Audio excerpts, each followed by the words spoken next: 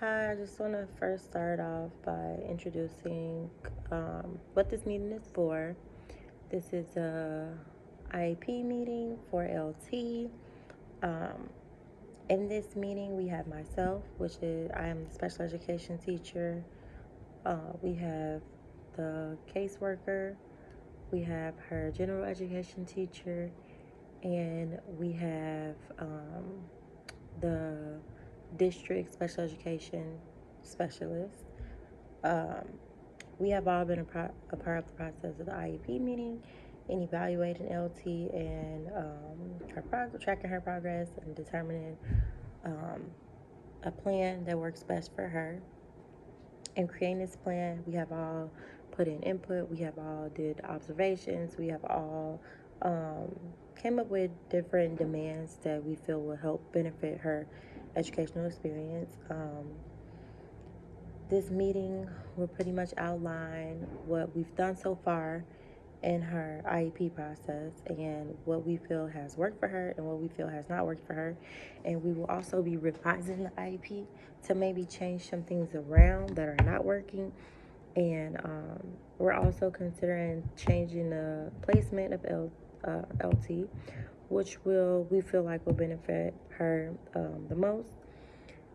After we analyze all of these different things that we've previously done and we introduce you the new things that we plan to do, we would ask you, the parents, how you personally feel about your child's progress, um, how you feel how you feel about the changes that we plan to make, and if you feel like those changes will accommodate your child. We also want to discuss the importance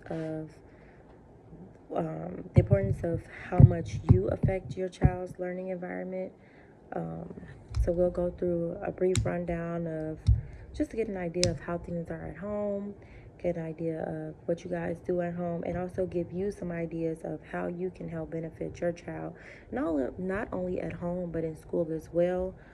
We advocate for parents being very present in their students' learning environment because um, it can definitely motivate a student and change your student's perspective. Um, so we're just gonna introduce and start off. I've introduced you to everyone that's here. Welcome. I want to say thank you for being with us today. This is very important, and we hope that you are satisfied with your child's progress over the years, and we are here to accommodate anything that you need for us to accommodate.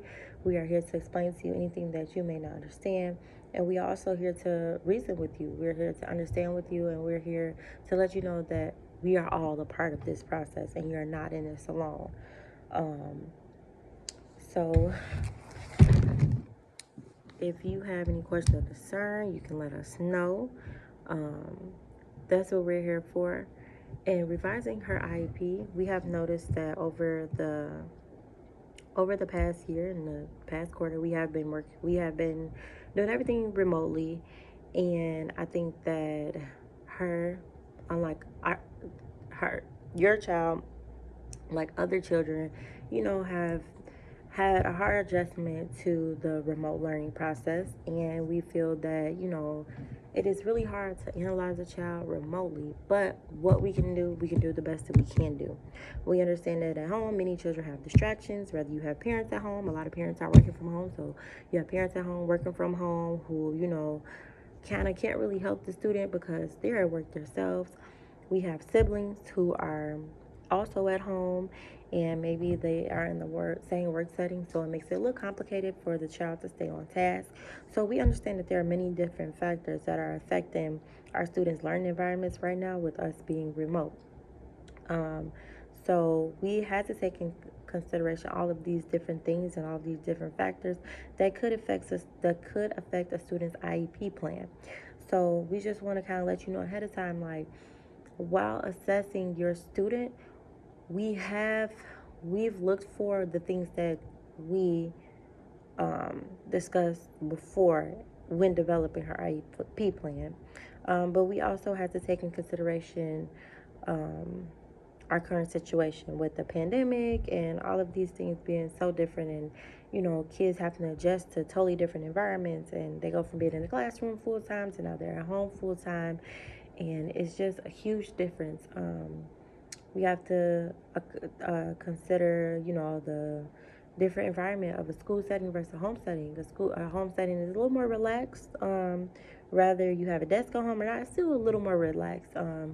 Whereas the school setting is not as relaxed as being at home, and we all know this because we've worked from home, and we've worked from home and we've been in the building, so we understand the big difference between the two. And personally, is it more beneficial working from home and doing school from home? Of course, who wouldn't want to be at home?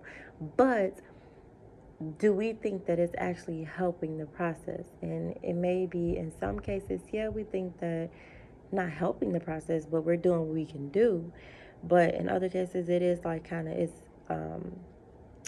it's kind of taking away the students' abilities to do so many other things that they are able to do in the classroom, and as well as taking away the abilities of the teachers to do so many things that we're able to do in the classroom.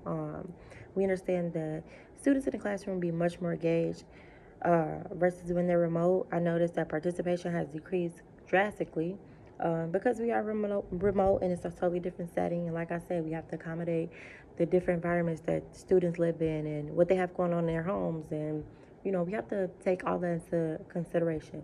So we feel that it has decreased our students overall, our students as a whole overall. So I just want to let you know that we have also considered that with making revisions to the IEP, as well as when thinking about the progress your child has made over the past year, considering that we have been home for a year now. Like I said, we're going to wrap the meeting up so we're going to analyze all of that, things that we consider, things that we recommend, placement change, and then aside from that, like I said, we will ask for your input. And in asking for your input, we want to know, like, how is she at home? What different things are you guys doing at home to help better her learning at school and at home? What different things are you able to do at home that can motivate her? Motivation is a major factor with parents and students. Students want to know that someone cares. So if it's simply like your student has a test, you say, hey, how did you do on that test? And they're like, oh, I got an A. You're like, oh yeah, that's good, that's good. These are things that the students are looking for. They look for that accountability. They look for that motivation. They look for that reward. And although you may not physically give them a reward, you verbally giving them a reward can be enough for a student. So we want to ensure that you're doing this, and to keep this up. We also want to talk about how we will communicate amongst each other and amongst you. As a school, we think it's very effective, and as a staff and as members of the IEP meeting, we think that it's very effective to keep parents aware of their students' progress and their struggles. So if a student is struggling in a certain area, or a student is really not making their progress, we want to let you know about that too. But we don't just want to let you know about the bad. We want to let you know about the good too. So if we see that your child is soaring and having an awesome week and just making all this progress, we will be sure to tell you. And I think that is so important to let teachers know that it's important to talk about the good as much as it's important to talk about the bad. We don't want to just talk about the bad, because all these students make progress. We in the classroom with them every day. If they're not making progress, then we're not doing our job. So throughout this meeting, I definitely want to put emphasis on that, and providing children with a reward, and letting them know that they matter and we care.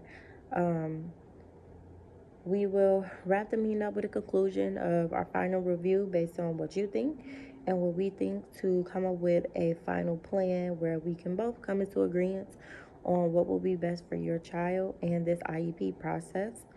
I will then, at the end of the meeting, I will give you an outline of everything we discussed today, which I'll send you via email, of everything we discussed today, any changes we made, any revises or changes we made, And if you have any question or concern, you can feel free to email me. If you look at that, you're like, no, this is not what we talked about, or no, I changed my mind, you can be sure to email me. You can contact me. You can email me, text me, call me, whatever is best for you, to further assist you with the IEP process and the conclusion we came to.